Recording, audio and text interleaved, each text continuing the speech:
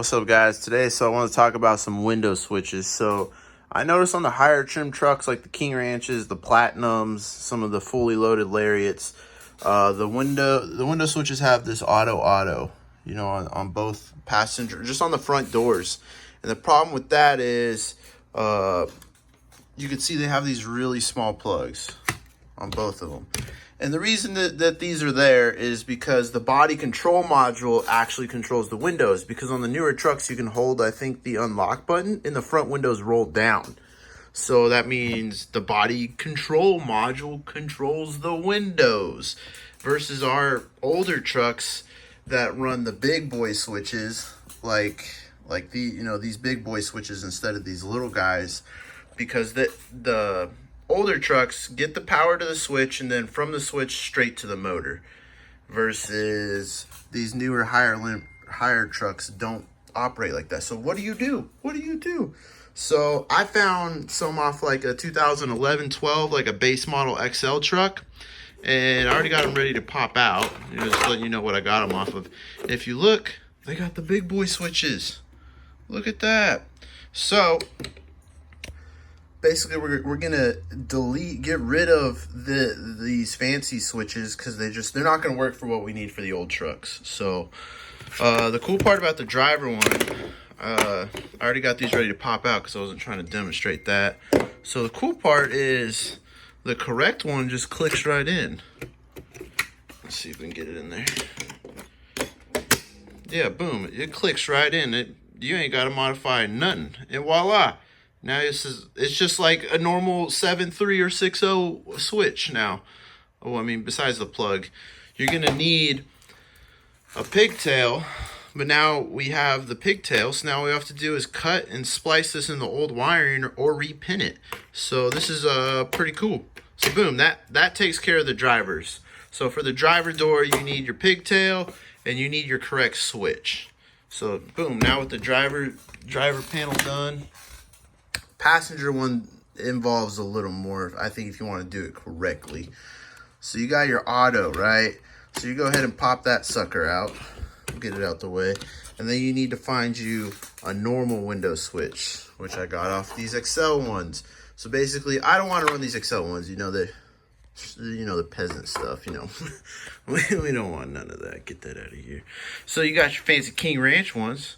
You want to run these bad boys. We're like, shoot, let's just slap this one in there. And then you're like, oh, God, I mean, you could force it and maybe break something. It'll fit.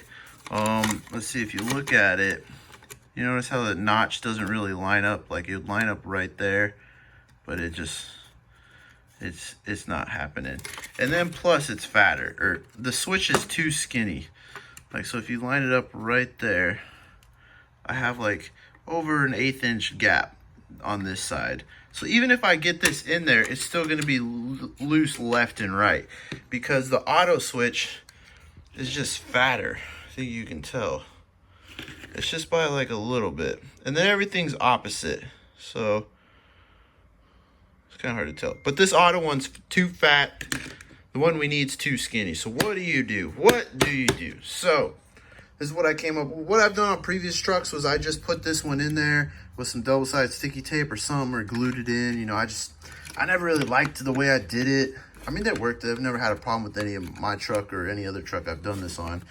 But I just don't like it, So I came up with this way. Since we had the switches, why not do it? All right, so I tore apart the switches. So it's like if you had your auto switch, tore it apart, and then you had your correct switch and you tore that apart. That's what this is right here. I just broke it down, so you ain't gotta sit here and watch a 40-minute video on how the frick to do this. All right, so I'm gonna take the key parts that you need. So obviously you don't need this because we're not plugging into none of that. So you're gonna need this one. We're gonna need this body, the auto body, because the auto body is the one that fits in there. So we're gonna need that. So we're not gonna need this one. And then obviously we can't use these new electronics, so we're gonna ditch that. And then we wanted to say this, not auto, so we're gonna go ahead and ditch that. So now, if you look, we have a proper equation that we can just add together, and boom, we'll have our correct switch. So we'll start with this. You don't need to modify this, but we'll start with the body of the switch. That's what I call this, the body. So the only modification I need to make on the outside was this. There's a little tab. And on the old one, let's see if I can get it to focus. So on the old one, see, I painted it in white so you can see it. There's a little tab right there. Now on the auto switch, there's the same tab, but it's on the opposite side. It's literally mirrored. So when I went to go put the switch clicked right in, no problem, but it wouldn't go forward because the bottom of this right there, like kind of where that little square is, if this would focus, the bottom of this lip was hitting on this. So it was like, so I couldn't roll the window down technically. I could roll it up, but not down. So I just trimmed it out with my Dremel. And now it clears. So now the switch can drop down versus on here. You can see that lip right back there, how it hit. So make sure, yeah, you just trim where I pretty much painted the piece white on the correct body style. So now that your body style is all good to go, I didn't trim anything on the inside. I left the inside good to go.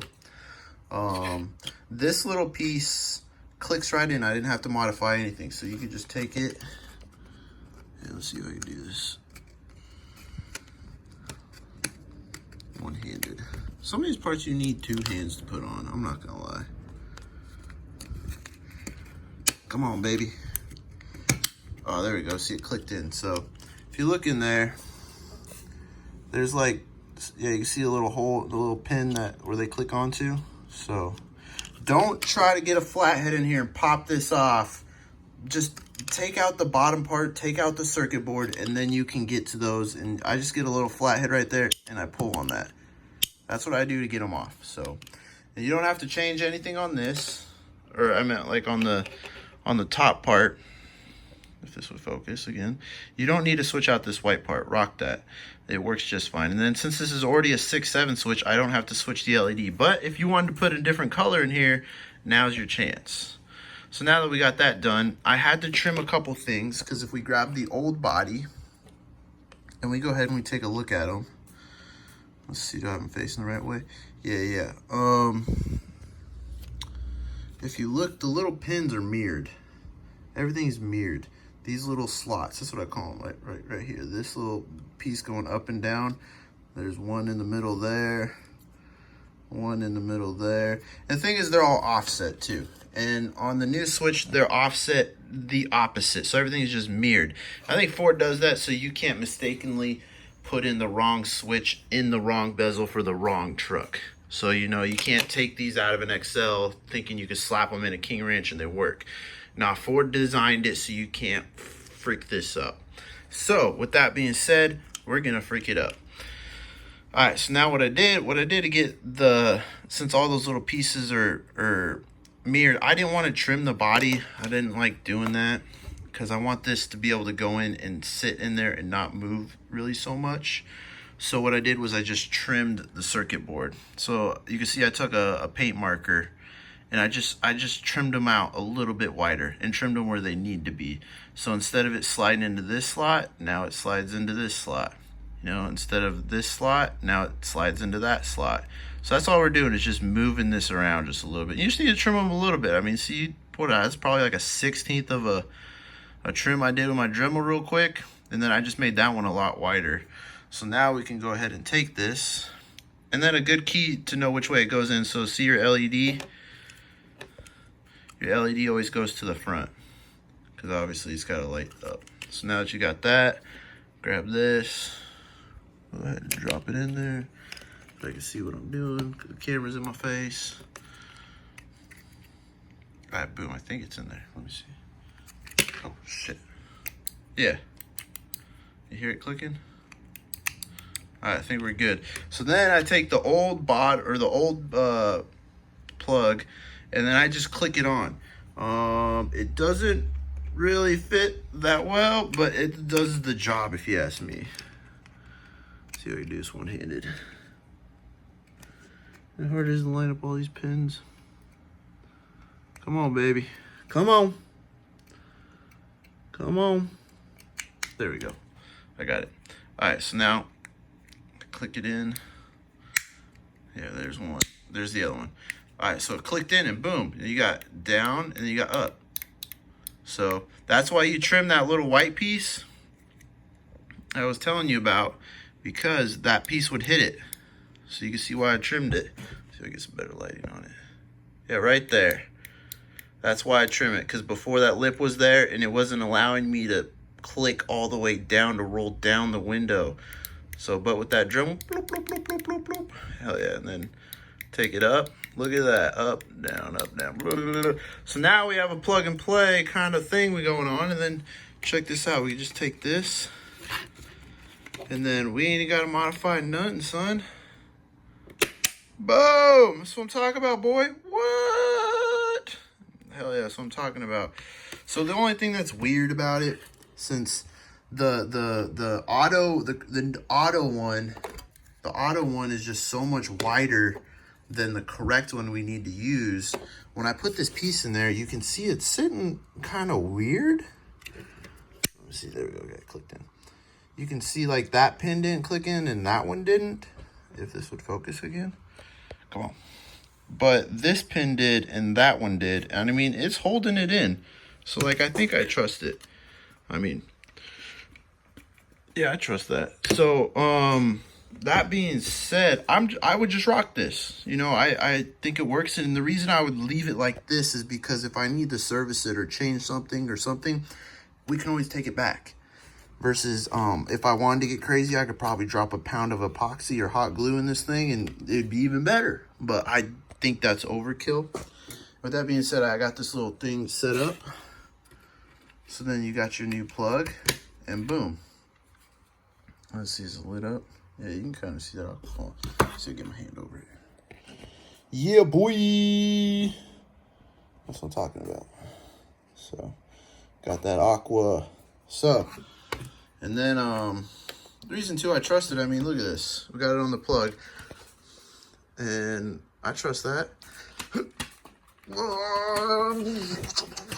So yeah, I don't think it's going anywhere. I don't think it needs glue. So I think it's ready to go in the truck, ready to slap it in. So we got the passenger done with the correct pigtail. And then, boom, we got the driver. The driver's pigtail's good to go. So now these are ready to slap in any 7.3 or 6.0 truck. So that's what I'm talking about. That's what it takes. So I hope this video helps someone out. I think it's a pretty useful tip, you know, for you to do it yourself, guys. Because, you know, I could charge someone to be like, hey, yo, I'll get your high trim switches going right. But, like, honestly, I got enough shit on my plate. And I think it's something that y'all would like to do. So, you know, the harder stuff, you know, real technical stuff where I'm doing something on circuit boards, you know, that stuff I'll do, that I like to do. But, you know, easy stuff like this y'all could do. Man, this is to just save everyone some time and headaches. So, yeah, I don't know. I think that pretty much covers it all. So, just remember, you got these auto ones. You kind of screwed, and I got the solution for you. So, adios.